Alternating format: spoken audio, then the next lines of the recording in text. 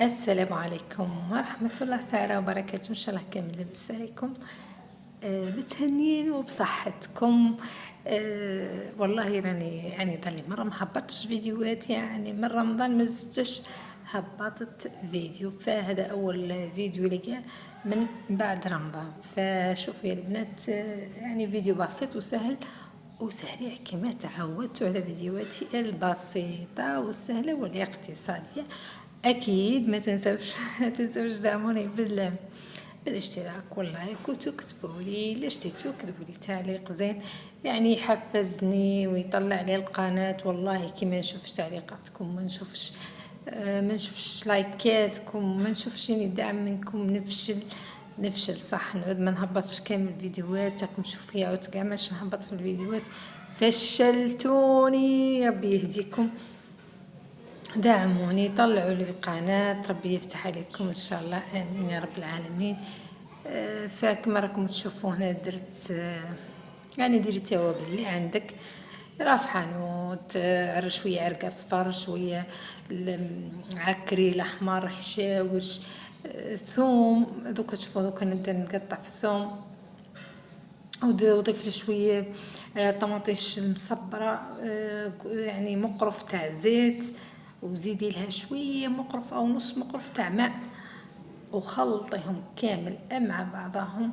وافتحي هذاك الحوت اللي عندك، ولا السردين ولا اي نوع حوت، افتحيه. وبعد ما تكوني نقيتيه ونحيتي له الراس ونقيتيه وغسلتيه مليح، عمريه بهذيك الحشوة السهلة والبسيطة اللي نظن انكم كامل ديروا فيها الطريقة، وانما انا حبيت نذكركم فيها.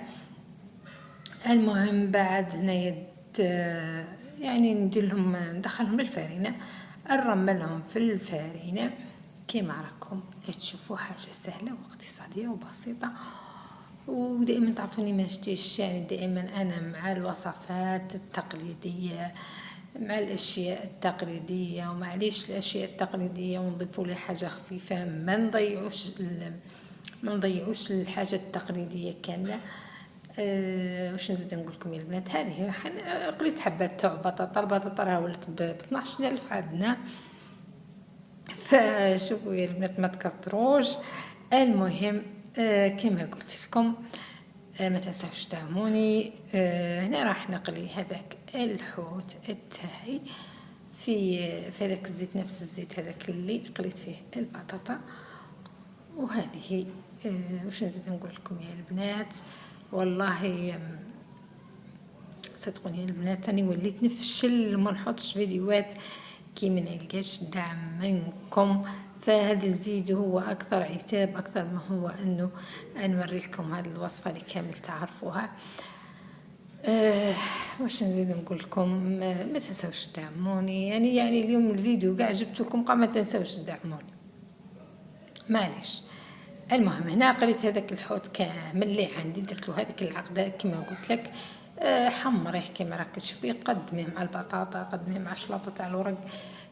تقديم سهل وخفيف وبسيط يجي، يعني هذه تعتبر وصفه تاع غداء او عشاء، المهم وجبه. وهذه واش نزيد نقول لكم يا البنات، دعموني للمره المليار، وانا نعاود لكم فيها، ما تنساوش دعموني بالاشتراك وباللايك، وتكتبوا لي تعليق زين. هذا باش نزيد نقول لكم في فيديوهات قادمه ان شاء الله باذن الله تعالى، ومع السهل والسريع والاقتصادي، هذا شعاري.